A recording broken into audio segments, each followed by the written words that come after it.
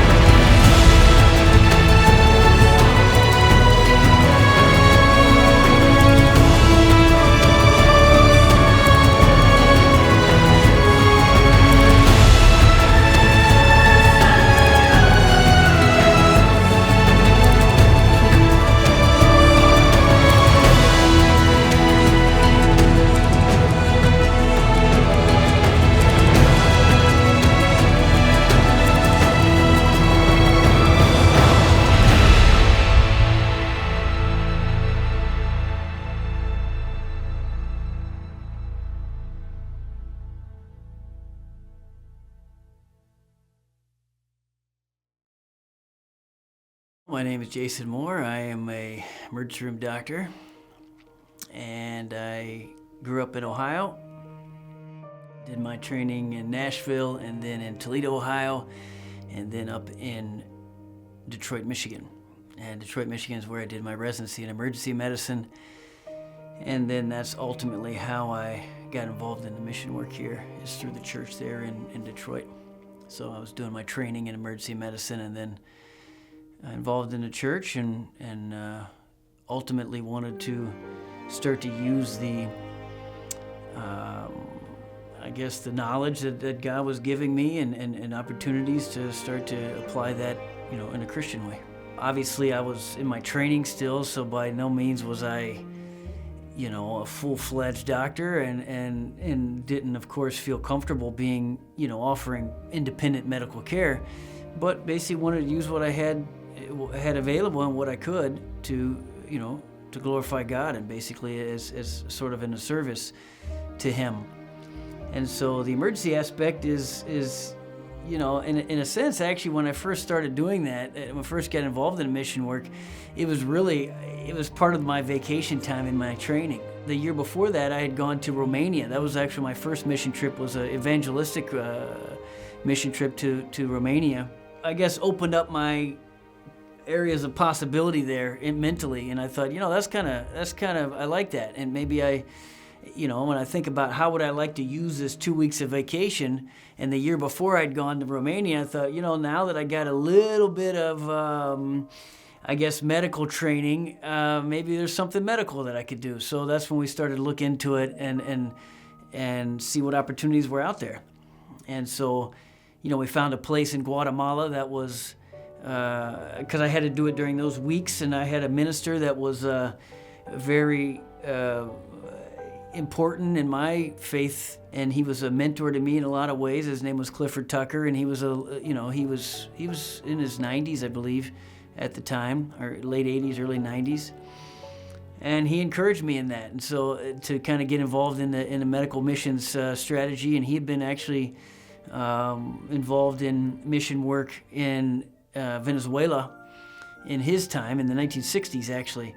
So he had kind of a heart for that himself, and he said, hey, why don't you do that? And so we started to look around, and he had some contacts, and so, I'm basically a babe in the woods, just kind of going where I'm pointed here, and I had, I guess, maybe the zeal and ready to go, but not really knowing what to do. And so I, just kind of followed the guidance, and that's how we got involved in it. So there was a place in Guatemala that was pretty well set up organization. It was a mission work. They had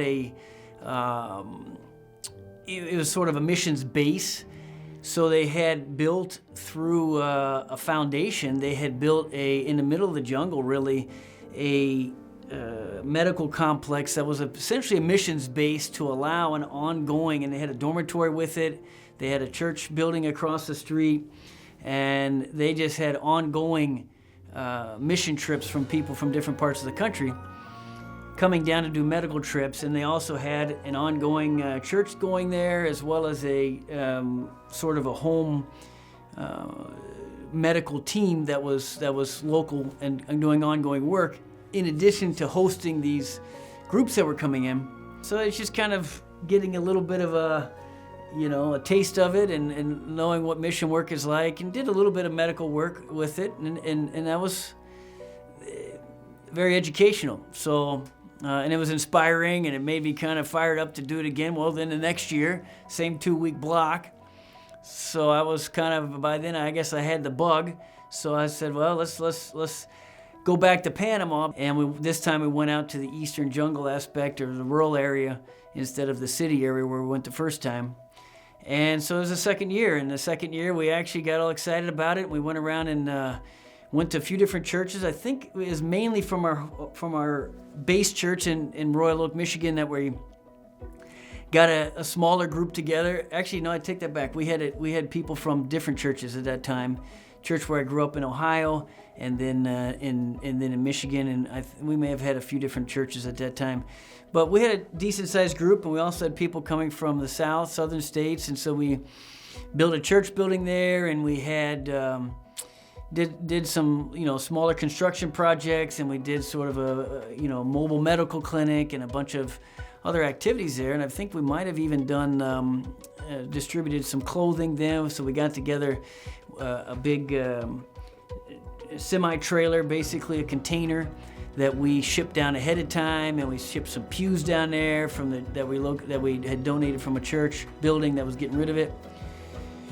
So we were really fired up, and we were doing a whole lot of visiting other churches and getting other people active, and it was very encouraging. And God worked through all of us to just sort of, it's kind of light you on the inside to be able to realize what's possible. And there was a man named Larry Brady who had been going to Panama for many years, decades actually, before I even met him. And he's the one who kind of allowed me to get involved in Panama. And he was my guide and the person to set things up in Panama. And so after that, I'd kind of run things by him, and we'd talk about it and plan it. And I said, hey, this thing in Guatemala was a really nice setup, a nice model. why don't we try to do the same thing? And he was all in for it, and so we got it started. And that was that would have been about 2004 was when we had that mission trip, and then after that is when we started the project. And so the plan would be the following year to actually bring another group down, but in the meantime we were working on the project. And then it's actually kind of funny because I've just been reading recently in Hebrews talking about how Noah did not know what was going to be in front of him, but he started to build anyway. Abraham was called, but he did not know where he's going, so he just starts going. And I kind of reflect on that a little bit, and I think a lot of that is what, that's what God's calling us in terms of faith, is that we don't know what's in front of us, but if we have the faith in God and we know that, we have our eyes set on Him, there's not a fear there, and we just sort of start. And that's really how it got started. There was nothing. I mean, basically, Larry Brady had the Panama mission structure, but it wasn't formalized with, so a lot of the paperwork and things that had to be done to set up a project like that. So we want to build this project. Well, we need an architect for that. We need to get some land for that. We need to, if people are going to donate, we're going to have to set up a corporate structure so that people can, who are they going to write the check to, and should it be to a church? Should it be to something separate to a church? There's a lot that we had to kind of process and how to structure this. And ultimately, we made mistakes, and it's just something where I also talked to the people in Guatemala and kind of got a sense from them. How much did this cost you? How long did it take? Where'd the money come from? They had a whole different setup than the way that their project went forward than the way ours did. The labor kind of came on me, which is fine, and I was ready to take it on and do it, but a lot of it was trying to learn the advice of how to do it. And we need to set up a 501c3. Well, how do you do that? I don't know. I mean, there was a lady in our church who was an accountant, and I remember we sat down in her kitchen and we went through a lot of this paperwork and figured it all out and getting that application submitted. Then we wanted to organize a trip. So organizing a mission trip is a lot of work, a lot of details, a lot of people involved with that. And then, of course, trying to get into churches to go speak to those churches, that's not the easiest thing a lot of times, Would distribute thousands of boxes of, well, I don't know boxes, but it probably was thousands over the course of the years. But we would fill a whole 40-foot container of clothes that we donated. Well, where do those clothes come from? Well, and how did they get in those boxes and then get in that container? Well, I mean, it's not me. It's multiple people, and then there's people packing and organizing those clothes. It's actually, and this is one of those things, and I remember the moment. It was actually pretty moving, because it's one of these things where you say, "Wow, I can't believe this is happening." We're sitting in one of the church buildings, which is closer to Panama City, and we're sort of just visiting there. They wanted to talk to us, and Cristobal goes out to talk to them, and I still remember that moment when Cristobal came up, and he was like in disbelief himself, and he says, so basically this group of people that just pulled up to this church building, none of us knew them. Keep in mind, would be 2004, which means we were just talking about it. We had not done anything, announced anything. Somehow these folks had gotten wind of it, and what they had done is they went around in their community, and I guess they got like petitions and went from door to door and got donations within their community completely on their own, and they came to us and said, we have 3 plots of land that you can put this project on, and it's yours for free. Just choose which one you want. If you put it on there. We didn't even know, when we were going down there, we didn't know where we were going to go. We didn't know how we were going to get this, nothing. And it just arrives where these people just find us and then say, we're like, we didn't even know that you guys knew that we were doing this. We didn't know who you are. And yet they just, it literally is one of those things where it's like they fall out of the sky and here's the answer to your problem. And so basically they took us out there to the land, and they showed us the land, and we said, yeah, I mean, this is actually perfect. This plot is right on the, there's only one main road that goes all along Panama, and the Pan American Highway, and this was right on that road. It was a perfect location. And so at that point, we just continued to advance it and started talking with an architect down there, and then we started to see, well, who can help to implement some of these things in terms of who's actually going to make the construction happen, because, you know, I'm in the U.S., and so we had some fundraiser, organizational things in the U.S. to try and start the ball rolling. We had some fundraiser sort of meetings, had a group of the preachers and other people from the church in Panama, tell them about the project, get them excited, just started to publicize it a little bit. And so by the time that mission trip came in August of 2005, I think we had 105 travelers, which was wonderful. Our goal, it's amazing how, and I still remember this because I remember setting the sights in my own mind.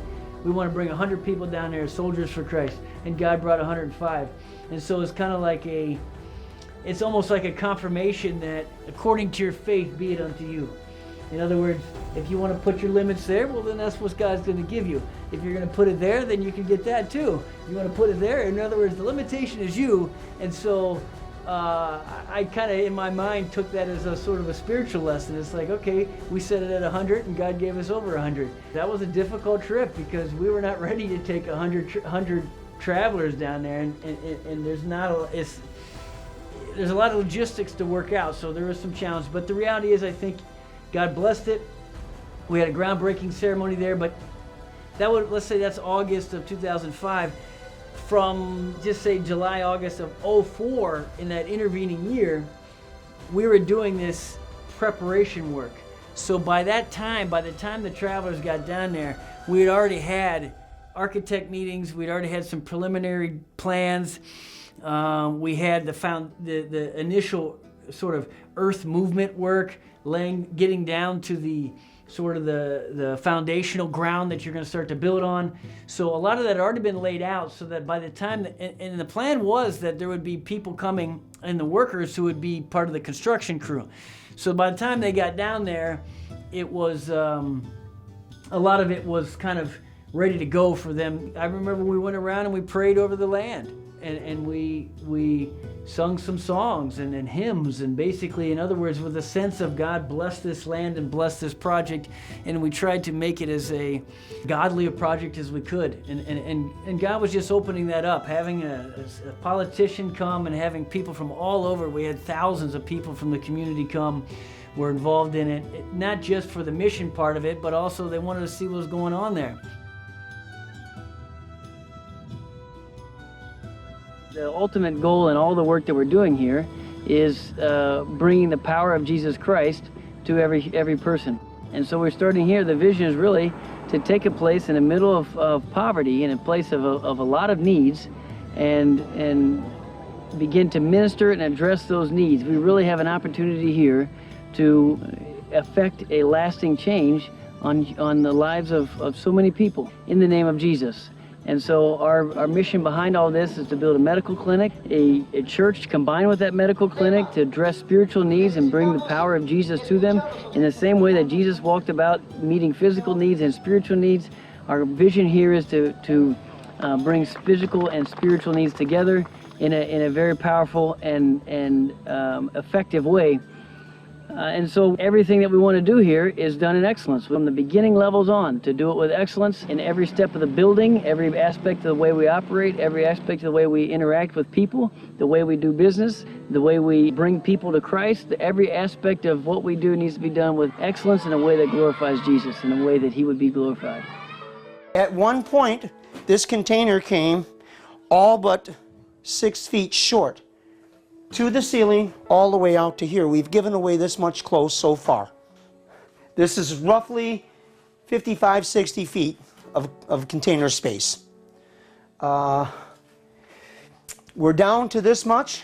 We'll probably go through these 2 rows today. The state representative or senator is going to see to it that those clothes go to the communities in the mountains where they have absolutely nothing, and there's a great need for the clothing to go there. So that's what the abundance is going to be for this year. You know, I could see the need, and I said, this is what I'll do.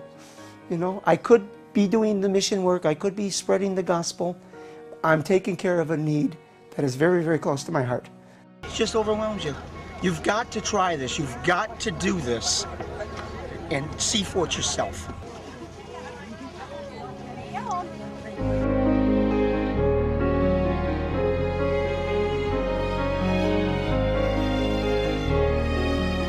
Cement floor for a person that had a wood floor kitchen that was just rotting. $38 made him the happiest man in the camp. $38. Brought him to tears and then brought us to tears. Amen. Building a house for these guys, I'll remember that the rest of my life. We're going every 4 humps. This Habitat for Humanity Panama style? I think that's exactly what it is. House in a week, huh? That's right. For $1,000. Swim, fishy swim, who made a fishy swim? God in heaven above. Why? Who made both you and I? God in heaven above.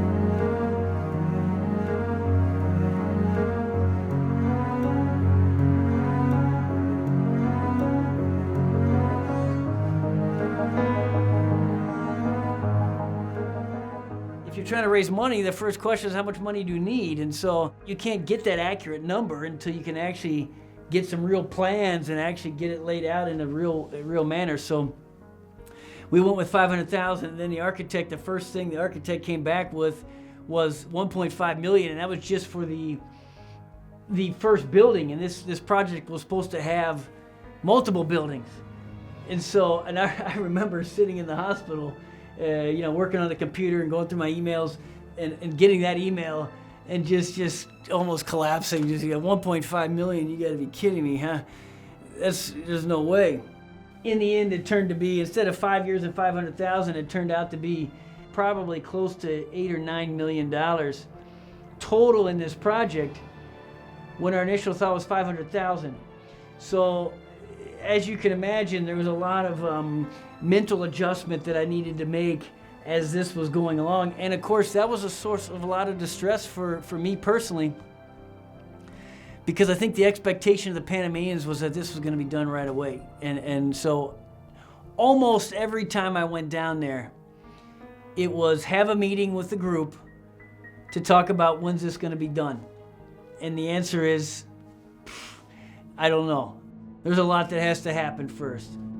Some of them were kind of actually hostile. I remember I was going down in Panama and we were meeting, and I almost got physically assaulted by people saying, "Why have you not built this project yet? What's the problem? Is it money? You just say it. You don't have the money?" And almost like an accusational thing, and I'm like, yeah, that is the thing. There's not the money. If we had the money, you could put this stuff together pretty quick, a lot faster. We even got sued. Actually, Panamanian, we got sued by locally in Panama. And the primary premise was that we were taking too long and it was fraud because we had taken this guy's property off of his land and to build his clinic, and we never built it. And I remember him saying, "You need to come down here right now. Everyone is angry. The town is angry because this project's not built yet." And I'm like, what do you mean? What am I going to do? I'm going to come down here and say, it's coming soon? In other words, I can't make the thing materialize. We're working on this. There's so many different stages to this type of thing, and ultimately it depends on the money. And then trying to get the architect, we had to switch architects at some point. We had a Panama architect, then we switched to a different Panama architect, then we switched to a U.S. architect. We ultimately had a lawsuit with the U.S. architect over a billing dispute. Then we went back to the Panama architect, and it just became a, all that takes time and money, and in the meantime, you have the community there saying, hey, where's the clinic? You know, and so we would have to show them pictures. I remember there's a guy, Walt Milky was his name in the Royal Oak Church. He was an artist guy, and he drew some like really artistic, nice renderings of what the clinic would look like, which ultimately now architects do all through the computer and everything, but he did it all handmade, which is very pretty.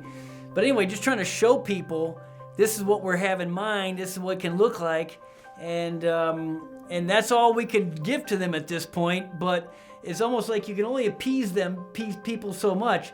But then ultimately, you know, they start to see more happening. They start to see the construction happen a little bit, but you know the foundation, you know, cost a tremendous amount of money just to get that foundation in, and then we ran out of money and we had debt still, so we had to pay off that debt because we needed to get that time frame to get the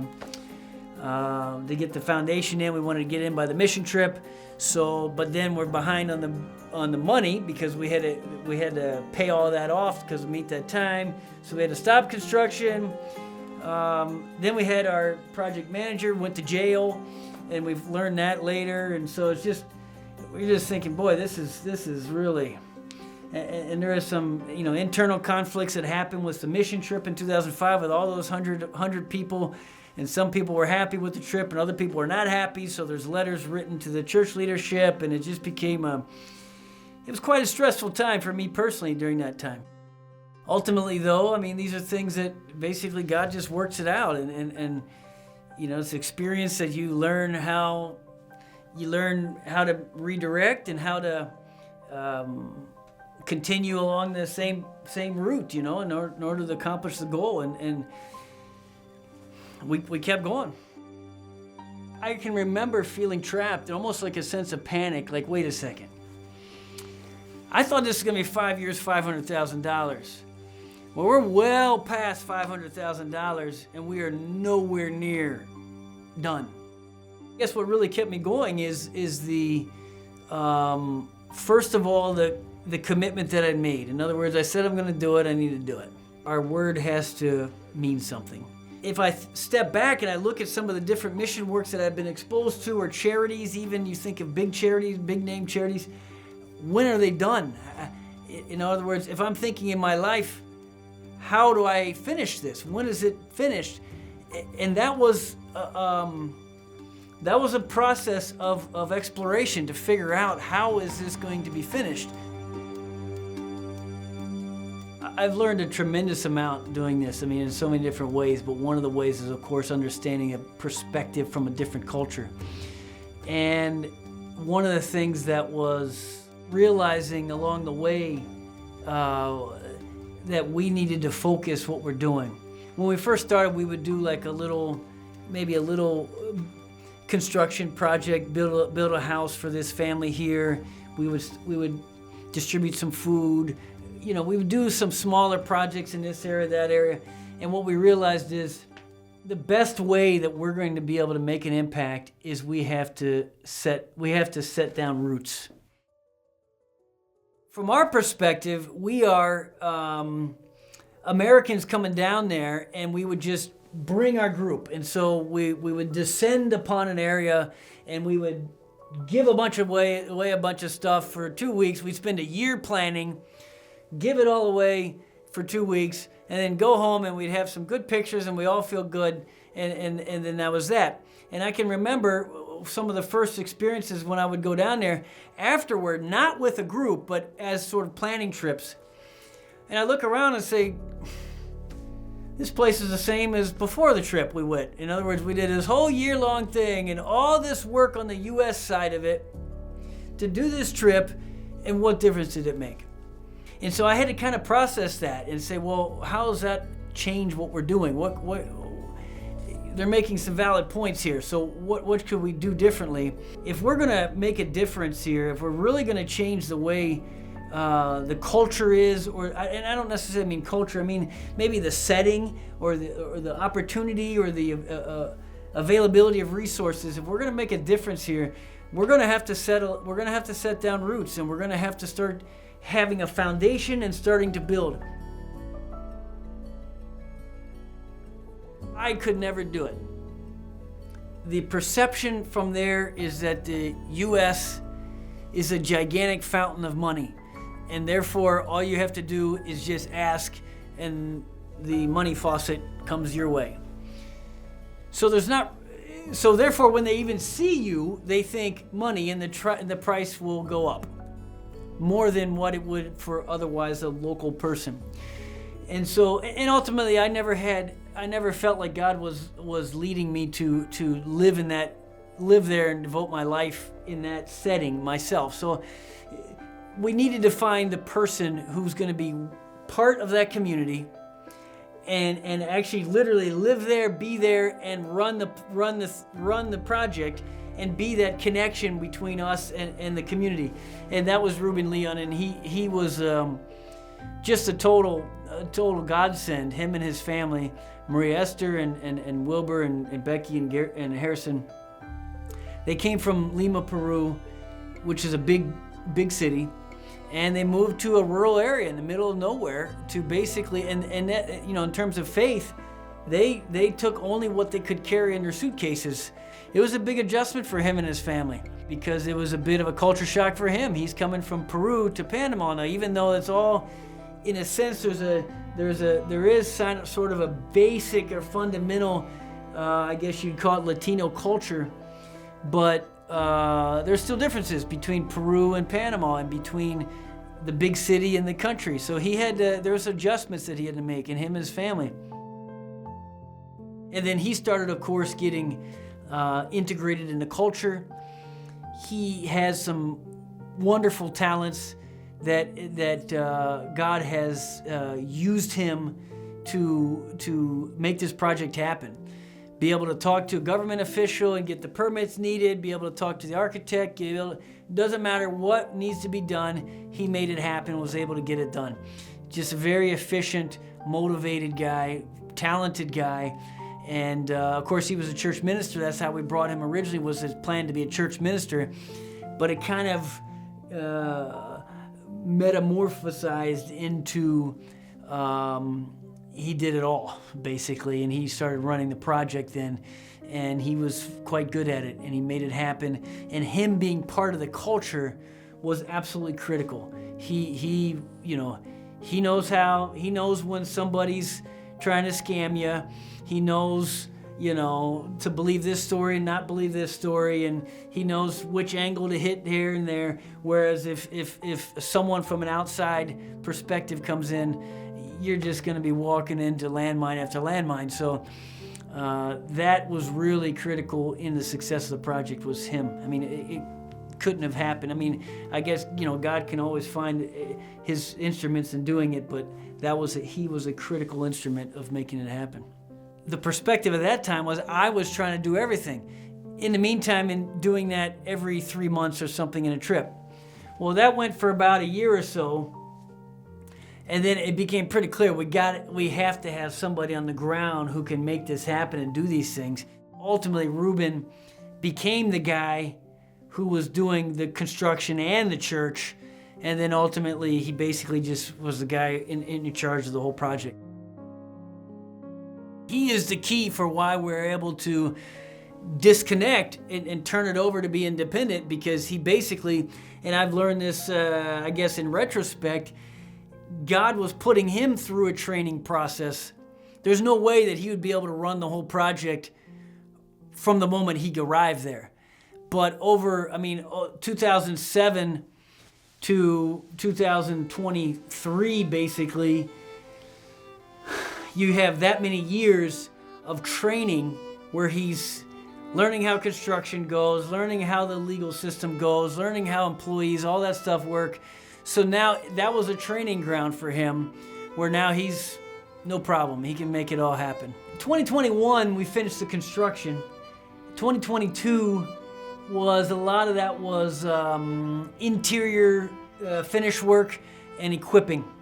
So in terms of finish, I would really say the end of 2022 is when he actually, And throughout 2022, we were actually able to start to offer some services. And we could gradually, because you really can't offer those services until you have the equipment in there that's needed. So even if the construction's ready, that's just your shell that you're working in, but you got to have the equipment that you're actually going to use. And a lot of that was expensive. So over the course of 2022, we started to add more services that we're offering. And that really is the phase that it's in right now, is a lot of the people in the community don't really even know what is available there. A general medical clinic, which is sort of basically like an urgent care, essentially. We don't hospitalize people overnight. We don't, so it's not a hospital in that sense, but basically an urgent care type setting. But we can still put IVs in people. We have things we have beds where they can get different levels of treatment. So you have general medical care. We have a pediatrician that works there. We have ultrasound testing there. We have a laboratory there. We have a pharmacy there. We have a dentist. We have an orthodontics section, dental x-ray machine, which is, to my knowledge, is I think the only one in that whole half of the country. So in terms of providing that service, the lab and the x-ray machine, these folks in that area don't have anywhere else to go. And so we're getting a tremendous response when people realizing, wow, it used to be they would have to, if they don't have their own car, which a lot of people don't have their own car, they'd have to take a bus to the city. The city is about a 3-hour drive away. So if you want to get labs done or an x-ray done, and the way the medical system works there is you go to the doctor says, okay, well, this is what you need, writes down the labs and gives you the thing, and you got to go get it. Well, you got to figure out where you're going to get those labs done. Well, a lot of times you just have to go to the city and get it done. And then you get those results, and then you get the results, and you take it back to your doctor and say, here's the results of the labs that you ordered. Or same thing with an x-ray. So very tedious, very cumbersome, very difficult logistics to do that. And a lot of that has to be in the city 3 hours away. Well, now you have that we're offering this literally right in their community. People are really excited about it, particularly at the level that God has brought this project to. We built it to a level of finish that's quite nice. And anyone in the U.S. would be happy to get care there as well. It's a very well done, excellent facility. And our whole idea is that we want to not only have excellence in the construction and excellence in the infrastructure, but also excellence in the operations, meaning the patient flow is efficient and people don't have to wait a long time, and they get the answers they want, and they get treated well by the people and the staff, and all of that is part of the approach that we wanted to accomplish. It really basically excellence in the name of Christ, and that's almost like a motto that we would follow, that we're trying to do this as correctly and as well as possible in every aspect of it. We have set it up as a private clinic where you pay, if you want to get your cavity filled, it costs this much. If you want to get an x-ray, it costs this much. If you want to get braces, if you want to see the doctor, in other words, a fee for service. So, and it's at a level of pay or level of fees that's reasonable for the area. We're building this monstrous thing. Well, how is it going to run? Is it literally capable of being sustained from that community's perspective? The feasibility studies we've done is yes, and it really comes down to there's a lot of traffic going back and forth on that Pan American Highway, and that's also why we have sort of diversified what we're offering.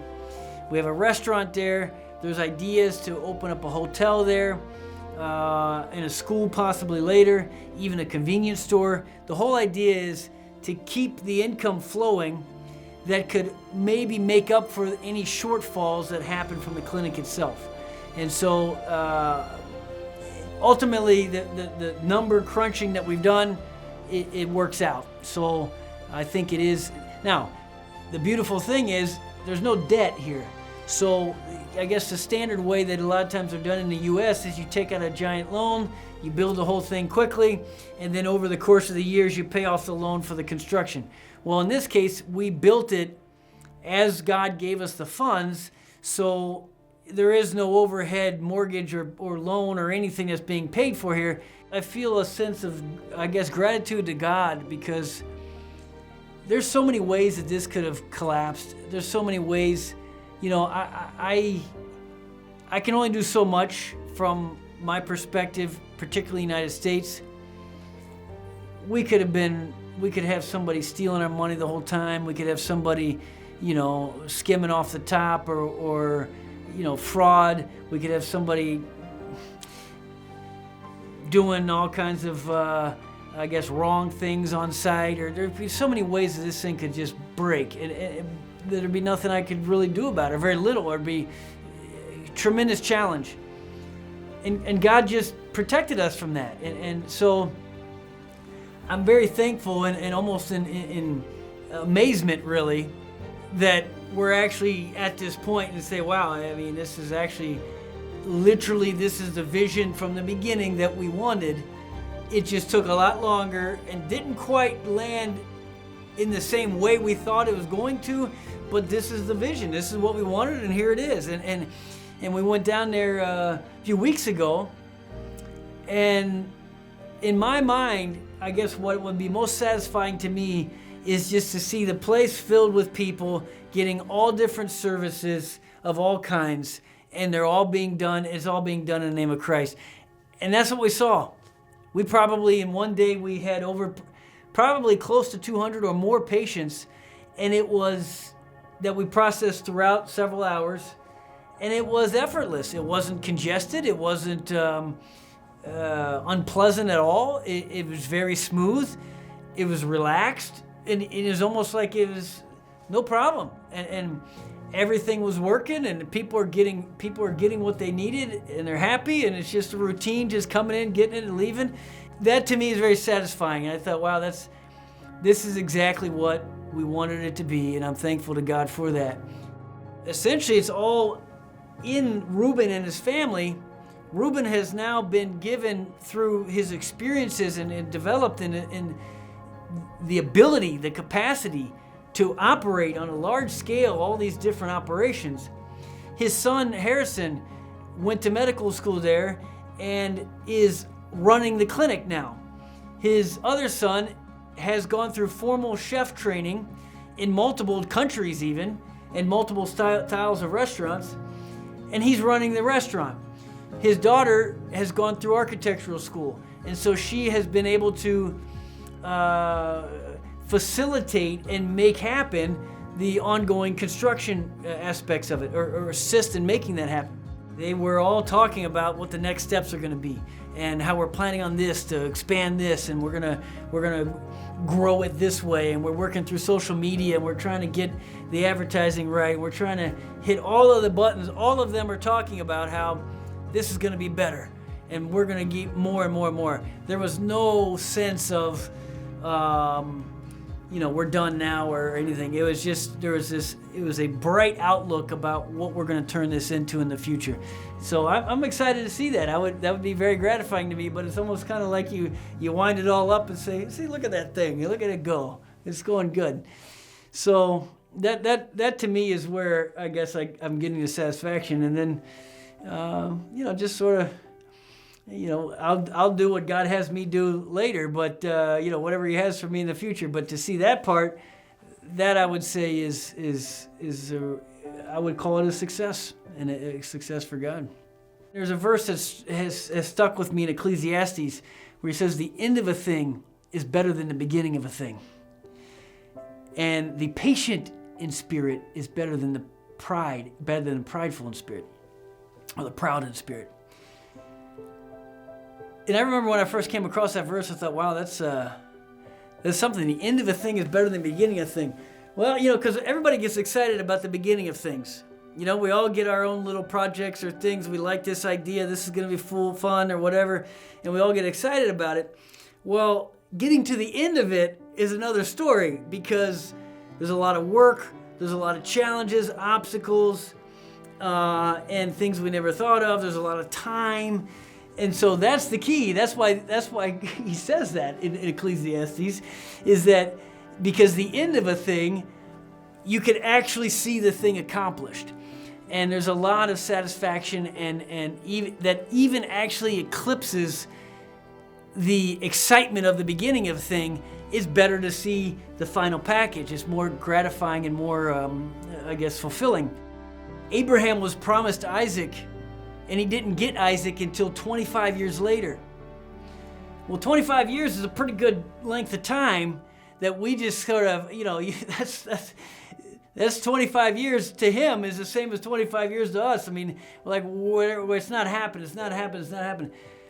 The time it took for Noah to build the ark, but when he was promised that this is what's going to happen, but all those years, and it never happened yet. Well, so of course it takes a faith in God, and I think it's almost like it's a life skill, and that is endurance.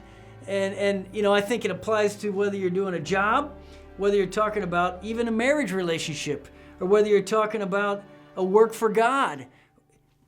You got to just stick in. You got to do it. And you say, well, it's hard, and I don't like this, and I'm losing in this scenario, or I don't see a way out, or I don't even see where the end's coming. And well, keep going. Trust in God. Trust in that you're doing His will, and keep walking, and you'll get there. And I guess that would be the message that I would want people to look at this project and maybe take some encouragement from, that God is true, and that His perspective is much larger than ours, and we need to just keep walking and have that endurance until we reach the goal where He's laid in front of us, and it will happen.